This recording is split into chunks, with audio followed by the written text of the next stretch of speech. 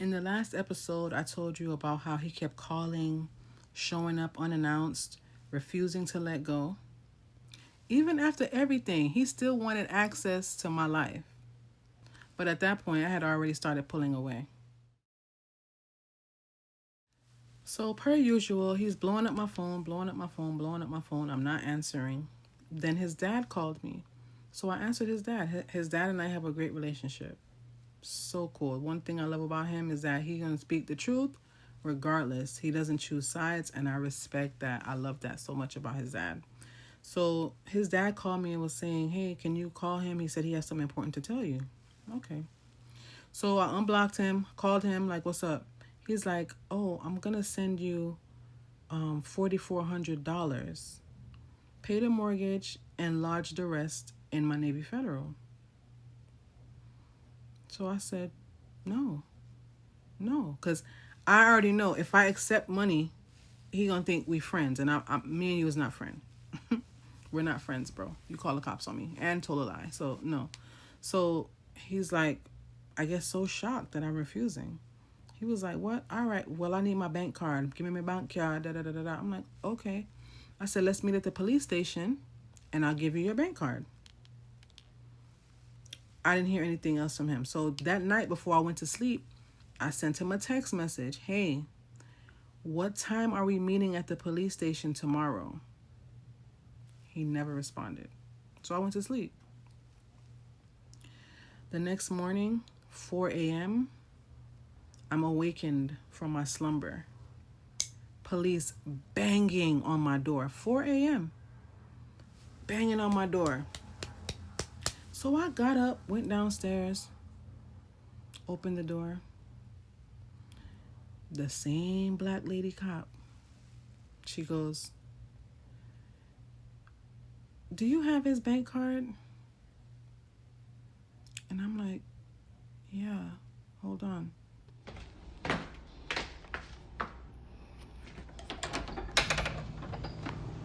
I'm sorry. That's okay. He could have just told me. He said you blocked her. Is there anything else that you want to give him? No, but I want him to think about anything so he don't have to keep coming here. Yeah, that's why I'm asking Yeah. you to use it. I don't have anything for him. He took all his stuff and left, so. Sorry to wake you up. Okay, thank you. 4 a.m. is crazy. You have a great Thank day. you. You too.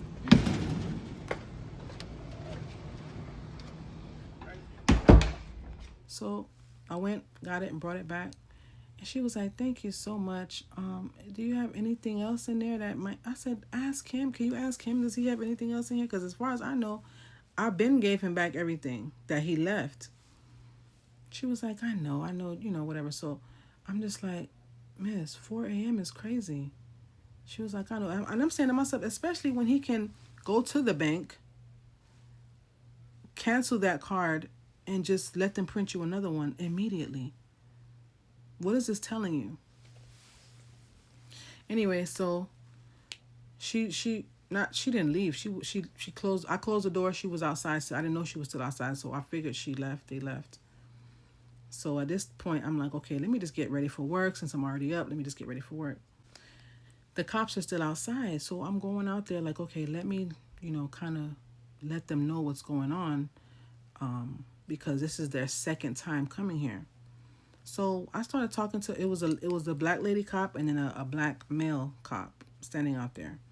So I'm saying to her, let me just let you know what's going on. I started telling her what's going on. She was like, oh, she can't take sides. There's two sides to every story, this and that. And that telling me I need to be careful because he can take the equity out of my house. And I'm like, how we reach equity in my house? And how does she know whether I own, whether I rent, do I have equity? How does she know these things, right? This is what I'm saying to myself. And she was like, and if he wants to, if he doesn't have anywhere to sleep, he can come back here and sleep because this is the marital home. I'm sorry. I'm sorry. Really quick. So I'm starting to feel like he's trying to build a case or he's trying to build something. I don't know what he's doing, but he calls my phone morning till night. He's appeared here. I was supposed to meet with my classmates to go walking at 7 o'clock one morning. I'm leaving my house at 6:40. He was sitting here in his vehicle, and when I walked out my door, he's walking up to me to me at the house. I recorded him. The recording is like an hour long of him on his knees, crying, begging, doing the most. And it's like, you call the police on me and lied and said I pulled a gun on you. I cannot talk to you anymore. It's not like you just created commotion here and left. You lied on me. That could have ruined my life. Like, he's like, I'm sorry, da da da. He's going on and on and on. So my question to you now is, I don't want to get him in trouble. I don't want to do what I feel like I need to do now. At this point, What do you need to do? I need to report him for the harassment. Him coming here. He's actually not harassment wise. There's always three sides to the story. There's your side, his side, and then there's the The truth. truth. I will tell you this: you're married to him. He has rights to come back here all he wants. Right. He left willingly. Right. If he wants to come back into this house, technically he can. Until I get a restraining order, until I divorce. You got that right. And Correct. even if you get a divorce, he wants half of his property. He's legally entitled That's to not half true, of it. because I bought this house in 2017. Doesn't matter. It's a marital home. Get an I don't know. attorney. Get an attorney. I spoke with an attorney And about they that. will tell you if you married somebody, you lived in the marital home, they're going to tell you he's able to have a profit of it. Get an attorney. I will just let you know, because that is usually so. Either you're going to have to buy him out, but one thing is, if you're going to ask him to help continue to pay for the living, like the mortgage, water, gas, whatever. I don't want him to pay anything. But I'm just saying, if whatever it is, my recommendation is if you are going to, you don't want him to come by anymore, get an attorney to start filing for the divorce. Yeah, I'm going today. And that's the only thing that I can legally tell you, because technically, still his home. No, I know that, and I'm aware of that, And right? if he needs to come here and sleep, guess what? He can legally come here and sleep. That's why I gotta get on my thing. Gotta get on myself today and do what I need to do, because, like I said, I've been playing defense, just letting him do whatever he's doing and go crazy, and not having done anything. Now it's time for me to play offense and really start getting myself out of this marriage, because it's ridiculous and it's a waste of my time. If he's homeless and he's sleeping in his car, he can legally come out here and sleep, because guess what? He has a right to be here, because on his driver's license he'll simply say, I live here, but I'm in my car. We can't do anything about it. I understand that. But he So- doesn't live here and he's not homeless. So I understand what you're saying. You're speaking from your point of view, and that's fine. But what I'm saying is, it's fine. I already know what I need to do. You need I to just- start filing for the divorce. Period. And I was going to do it yesterday. And, I spoke to him yesterday. So all of that him saying I haven't blocked and this and that, this man is trying to build a case for himself. This is what I know. We could have met at the police station. Waking me up at 4 o'clock in the morning is crazy. Like, I don't understand why he felt the need to do that. So I don't understand where his mind is at right now and the things that he's doing. So I just need to go ahead and do Go what I'm ahead doing. and do, Yeah. look, whatever card he's playing, you need to just play your card. Yeah, Because whatever, that's if it. it's immigration purpose or whatever it Correct. is, guess what? File the divorce. So Yeah. therefore, whatever game he playing, Yeah. we got He Trump could in play it by office. himself. So Exactly. guess I don't have what? time You for gonna this go bye-bye foolishness. regardless of the blink of an eye. So let him play his game and allow the chips to fall where. So I immediately say to myself, yeah, I got to file today. I have to file for divorce today. And a matter of fact, not only that, I'm going to file also for a restraining order. Because that officer told me, because I'm like, he's stalking me. She's like, technically it's not stalking. And that's when she went into saying it's the marital home. If he has nowhere to sleep, he can come back here. But I had already done my research. Plus I know if you have a restraining order, marital home means nothing. If you have a restraining order, you can't come there. So I knew I needed to do what I had to do. That day when I went to work, I started taking screenshots of all the missed calls, all the voice notes, all the texts, all the voicemails, everything. And I was just printing them out at work. It was a stack like this, like that. So that day, my mission was to file for the divorce and file for a restraining order. I flew to the courthouse, did what I had to do, filed for the divorce. It was going to be via publication because I don't have an address for him.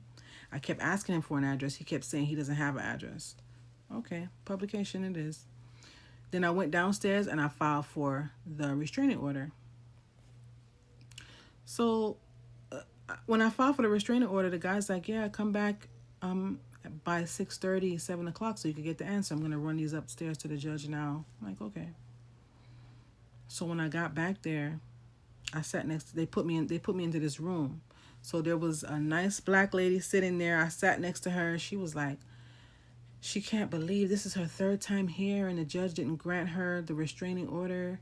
So I was like, third time? Then this white guy was sitting across from me and he was like, man, this is my fifth time here. My kid's mom calls the cops on me every other day. I'm like, third time, fifth time? Like, what's going on? How difficult is it to get a restraining order? So finally they called me. They called my name and I stood up. They told me to go to the window number 4. So I went there and the judge granted it. So I was like, oh, it had to be my evidence, that stack of the call logs and stuff like that. So I was so grateful. I knew at this point, this man could not come into my house. But did I call him? Did I antagonize him? Did I do anything to bait him? No, I did not. Okay, I did not. They gave me with the packet, a packet for him. They told me, hey, if you ever see him, don't speak to him. Don't say anything to him. Just quietly call the police and ask the police to serve him. Give them these papers and ask them to serve him. I'll say, okay, easy enough. For some reason, I thought that would make him stop, but he hadn't been served or anything, so I don't know. I was just hoping that the more I ignored that he would just kind of like back away, but he didn't. He did not. The lesson, peace doesn't come from waiting for change. It comes from deciding what you're no longer going to tolerate. If you've ever had to choose yourself, even when it's messy, stay with me.